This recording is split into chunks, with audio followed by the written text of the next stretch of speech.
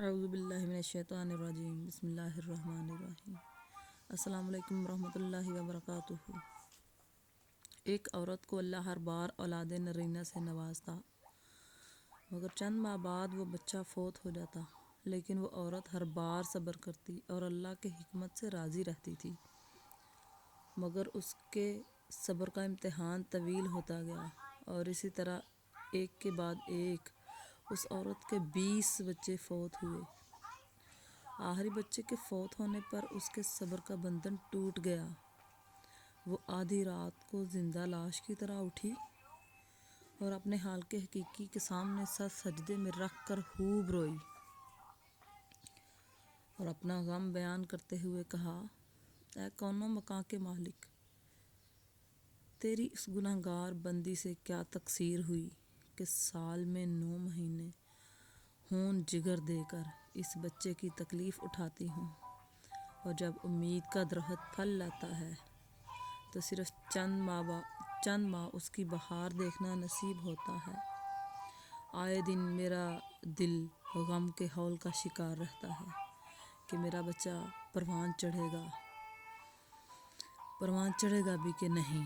اے دکھی دلوں کے بھید جاننے والے، مجھ بے نوا پر اپنا لطف و کرم فرما دے۔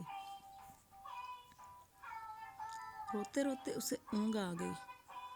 خواب میں ایک شگفتہ پر بہار باغ دیکھا جس میں وہ سیر کر رہی تھی کہ سونے چاندی کی اینٹوں سے بنا ایک محل نظر آیا جس کے اوپر اس عورت کا نام لکھا ہوا تھا۔ باغات اور تجلیات دیکھ کر وہ عورت خوشی سے بے حد ہو گئی۔ محل کے اندر جا کر دیکھا تو اس میں ہر طرح کی نعمت موجود تھی اور اس کے تمام بچے بھی اسی محل میں موجود تھے جو اسے وہاں دیکھ کے خوشی سے جھوم اٹھے تھے۔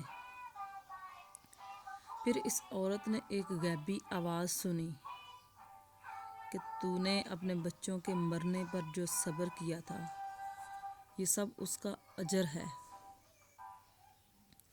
خوشی کی لہر سے اس کی آنکھ کھل گئی۔ جب وہ خواب سے بیدار ہوئی تو اس کا سارا ملال جاتا رہا اور اس نے بھیگی ہوئی آنکھوں سے عرض کیا، یا الہی، اب اگر تو اس سے بھی زیادہ میرا خون بہا دے تو میں راضی ہوں۔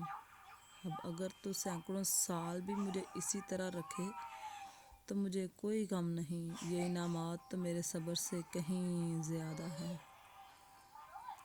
زندگی کے لیے کیا سبق ہے اس میں؟ درس حیات: انسان کو ہر حال میں صبر کا دامن تھامے رکھنا چاہیے، کیونکہ یہی چیز انسان کو اللہ کے قریب کرتی ہے۔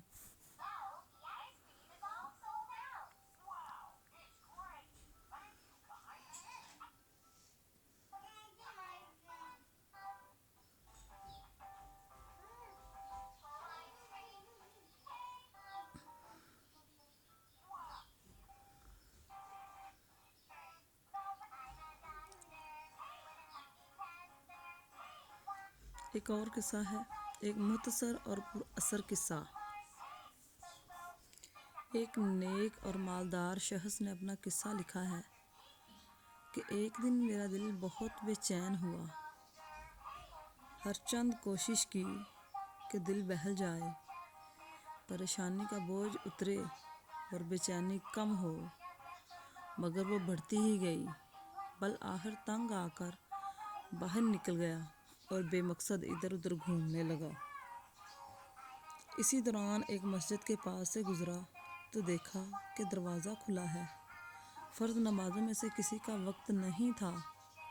میں بے ساختہ مسجد میں داخل ہوا کہ وضو کر کے 2-4 رکعت نماز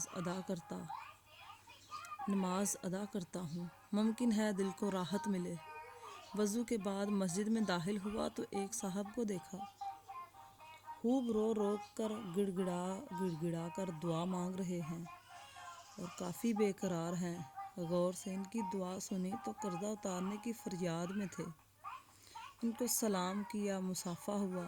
قرضہ کا پوچھا تو بتانے لگے کہ آج ادا کرنے کی آخری تاریخ ہے، اپنے مالک سے مانگ رہا ہوں۔ ان کا قرضہ چند ہزار روپے تھا، وہ میں نے جیب سے نکال کر دے دیے۔ ان کی آنکھوں سے آنسو چھلک پڑے اور میرے دل کی بے چینی سکون میں تبدیل ہو گئی۔ میں نے اپنا وزٹنگ کارڈ نکال کر پیش کیا کہ آئندہ جب ضرورت ہو تو مجھے فون کر لیں، یہ میرا پتہ ہے اور یہ میرا فون نمبر ہے۔ انہوں نے بغیر کارڈ دیکھے واپس کر دیا اور فرمایا، نہ جناب، یہ نہیں، میرے پاس ان کا پتہ موجود ہے جنہوں نے آج آپ کو بھیجا ہے۔ میں کسی اور کا پتہ جیب میں رکھ کر ان کو ناراض نہیں کر سکتا۔ سبحان اللہ و بحمدہ، سبحان اللہ العظیم۔